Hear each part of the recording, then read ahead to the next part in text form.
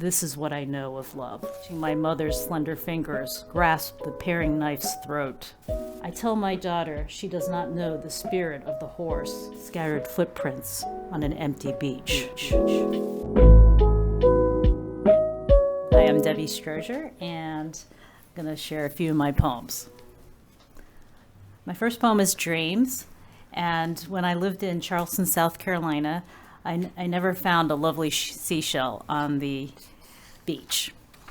And I didn't know that there were actually beachcombers that come in every morning at 5 a.m. and they kind of collect all of them, and there's nothing left for someone who kind of shows up later. Dreams. Lightning dove, apple blossom, cantaloupe, shells, miniature caves where we peek inside and plunge down swirling slides, salted pink caverns, echoes of a distant sea. Which brings us to the beach, searching for starfish, sand dollars, dreams, in the desert of chipped cups and vases left by snails, sparkling glass, miles of sand. That we leave to the dark sea, the night, the shadows who flock at dawn, tossing our dreams into heavy sacks, crushing one's shape like sad pebbles beneath their boots, leaving only scattered footprints on an empty beach. I was pretty excited when all of you talked about collaging, because the first piece I can really recall that I created was a collage. First collage. My small hands tear purple, brown, and yellow paper into jagged apple trees.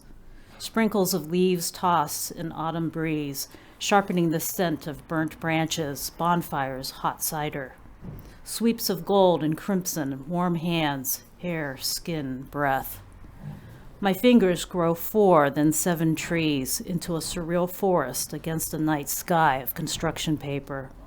Scissors cut a ghost. It wanders among trees and foliage like a lost fawn haunting my childhood, that fairy tale where I only know life. Before I learned to fear darkness and ghosts, death was only a poisoned apple knocking Snow White into a deep sleep. Before I know that the apple Eve and Adam shared as foreplay to man's fall, I know only of its sweet taste. My grandfather was very fond of goldfish. Goldfish. My grandfather is not superstitious, but he loves goldfish. Living, breathing Asian symbols of good luck. Still wearing silk pajamas, he feeds open mouths that break the smooth surface of his pond and follows flashes of orange, black, and white, silver-scaled carp. With eyes of a younger man, he shows me the graceful fins and streamlines until my skin glows red, iridescent in sunlight, like the swimmers that glide in waters soothing as the womb. My reflection floats, but I want to plunge in and taste waves. Evening comes. Grandfather gathers the family and brings light to the slender fish darting into our dreams like flares. Fireflies spark the cold shadows and waters of night with the slick tails that we can no longer touch. They say that the first kiss is always the most memorable. First kiss.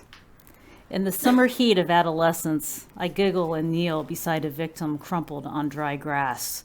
Sculpted tanned face, chiseled nose, cheekbones, and perfect lips lure me to save him. I wipe his plastic mouth with cotton, soaked in rubbing alcohol. I blow 2 full breaths. Full kisses breeze through a hollow chest that rises once and falls. My fingers find the artery on his neck. No pulse or tenderness. No river flows beneath skin cooler than a vampire's. The heels of my palms thrust into his chest, demanding life. I breathe and press, kisses never returned, as a plastic man dies in my arms. Hey, Debbie, what's called How Do Mother?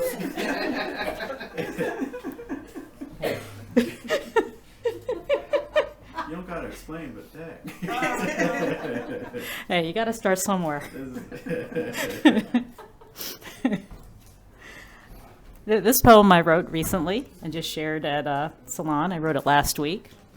And it was kind of funny because I realized that this was actually, I wrote 4 orange poems last week, 5 actually, and this was the best one.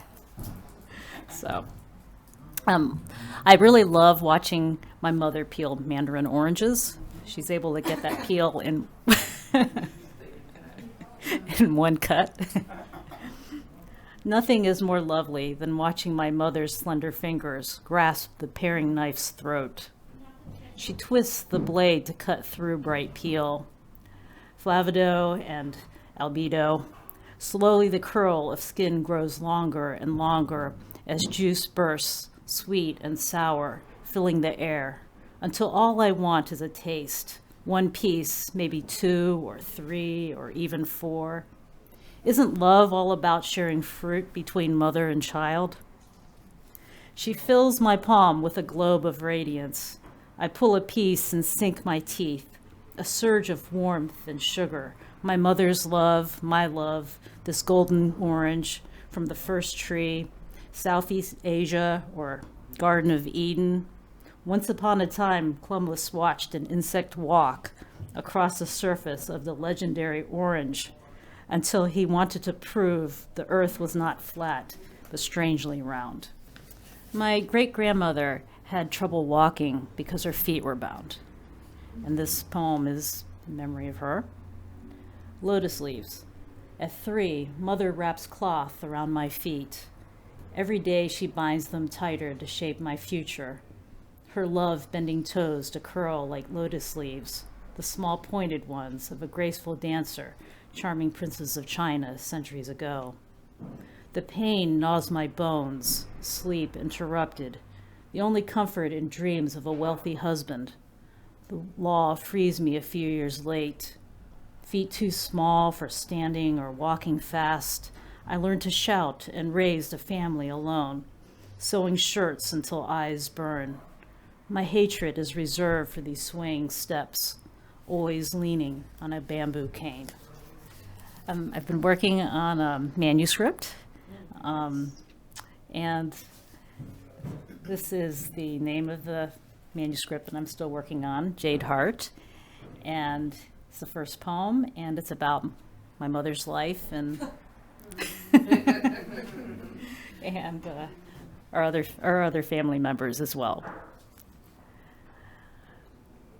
And my mother likes to go by her Chinese name, Yiling.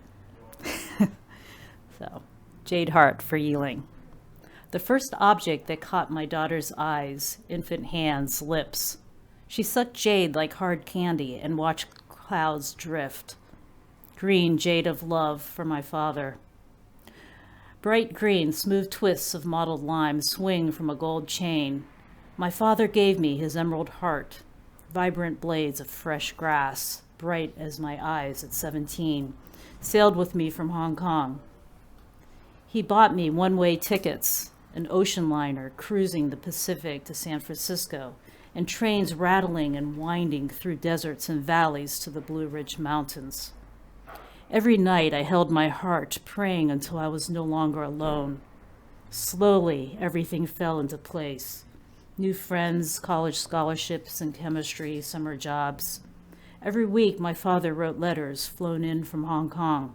He promised, study hard and you will have a new life in Hong Kong, in America.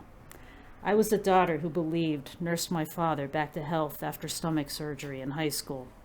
I slept in a cot beside his hospital bed, tossing and turning night after night. This is what I know of love. My grandmother was very fond of mahjong. Mahjong. My grandmother never looks at me. She cannot see beyond Chinese characters, dots, dragons, 4 winds and seasons, and flowers blossoming like plum. Once she was a young girl learning how to play with her father's soldiers. No one could believe a 5-year-old could recall so many tiles, dragons, east winds, and roses. She was her father's good luck charm. He never lost a battle when they traveled by horseback from camp to camp. Born the year of the dragon like her father, main general of China, born as fierce as a dragon, she was more daring than an oldest son. She boasts of studying Chinese, English, and French, always straight A's. She studied history and literature at Hong Kong University. Why did she marry someone poor for love? All the wealthy suitors waited outside with oranges, chocolates, and flowers. She doesn't care that the debt collectors knock on our door. I'm the daughter who answers the door and sends them away. She wakes up at dawn and plays until dusk. She is the gifted one who recalls all the tiles, always winning more to pay the rent or the next meal. My mother lives for the clash of ivory tiles to start the next game. She laughs and gloats when she drops her tiles and wins. She would love it if one of her children would be her partner, but my father will never let us play.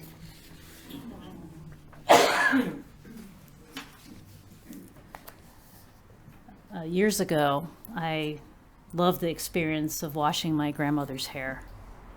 Washing grandmother's hair. As she leans into blue porcelain, warm water invites her black hair, streaked with silver strands of wisdom I'm afraid to pull out for her. Slowly her eyes and wrinkles ease into the balance of a delicate face, destined by a Chinese fortune teller for long life and good luck. My hands grow soft with hair falling and swirling in the water. My fingertips shampoo gentle clouds drifting through the knots of her scalp, where an acupuncturist's hot needles burn the seizures of her youth. As clear streams soothe and cleanse, I cradle her head of shiny dark hair, while she rises and laughs like a young girl sharing secrets. I always thought my father was invincible until he passed away. My father's heart. What could my mother and I do when my father's heart stopped in his sleep at night? Alone and unexpected, his soul drifted away. No one pulled him back to say I love you or goodbye. No one shocked his heart until it pulsed on its own. Once I believed he was Superman and nothing could defeat him. Not lightning bolts, hurricanes, or heart attacks. He was a medical miracle. His body fought and bypassed blocked arteries and veins. He grinned as doctors brought medical students to visit a man who overcame death. Modern science would meet his needs for immortality. Stents, valves, and pills. His 4 chambers ticked on. Some believe in samsara, where souls linger before finding another body to rest in this endless cycle of life. I believe his spirit floated with angels into a blazing heaven. I was just really sad when my father passed away. I didn't get a chance to say goodbye. My mother called me one morning and she said, he passed away. So, last will. I do not want to ponder death. I bury my head in my hands, but I hear Christmas carolers singing outside. If I cradled a plastic skull and furrowed my brow, I would be ready to accept the brevity of life and savor every minute as I plot out my last days. I do not want to count my gray hairs or wrinkles. I do not want to watch my father, my mother, my family, and friends walk out, one by one, saying goodbyes as if it was natural to relive the past by clinging to memories and old photos. I do not want to list what I own. I leave all I have to you, husband. What I have is yours, my body, face, love. My books and dresses are yours to share with my sister and nieces. I want to stay in your arms.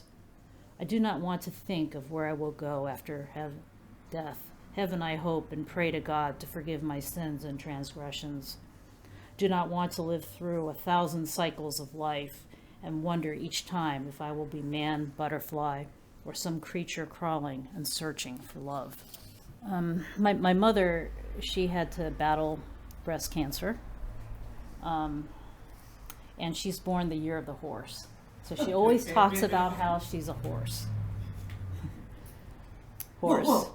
Okay, now you're not a horse. Horse. I gallop and nothing can stop me.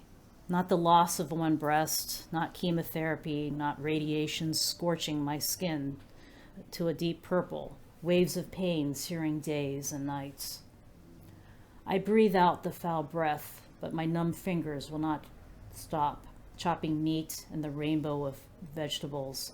I will not stop washing clothes. I'm a mare, black mane rippling, wide eyes, bright and bold. Nothing can stop me. I tell my daughter she does not know the spirit of the horse. She has the spirit of the lamb, meek, a lover of beautiful things. What does she know of life? My mother and I, we had a great experience recently at the Streetlight Guild's miniature Halloween village. That was a lot of fun. Playing God. Eerie go-rounds spin faster and faster until they snap. Pumpkin heads roar larger, fiercer, and louder than the Wizard of Oz. Robots, mummies, and clowns shoot and shout for prizes. Mini Ferris wheels, lit brighter than Las Vegas, are twirling with boys and girls. Toy children stuff with cotton candy and race to the docks where mythical captains and pirate ships ravage seas searching for plunder. Treasure chests filled with gold and maybe a white whale. Taking her hand, I lead my mother away. I want her to play God. Forget trolls, skulls, and cracked gravestones. All she wants are two plastic fairies smiling like stars in a fantastic world of junk. Gathering pink and red pebbles, she crams everything within reach. Smooth stones, green fiber, balls of fluff, like Halloween candy in a fishbowl. She's done. No, I want her to build her own world. I tell her, look into my glass bowl. See the fairy gazing into a sweep of clouds. What is she thinking? She glares and empties the fishbowl to start from the beginning. Building a cardboard base, she swirls green and brown moss and fills the air with white haze. Fairies are dropped into a green patch of tiny pumpkins and jelly beans. She laughs. They are Adele and Juliet, my granddaughters. Sometimes at night, they whisper and giggle. Thank you.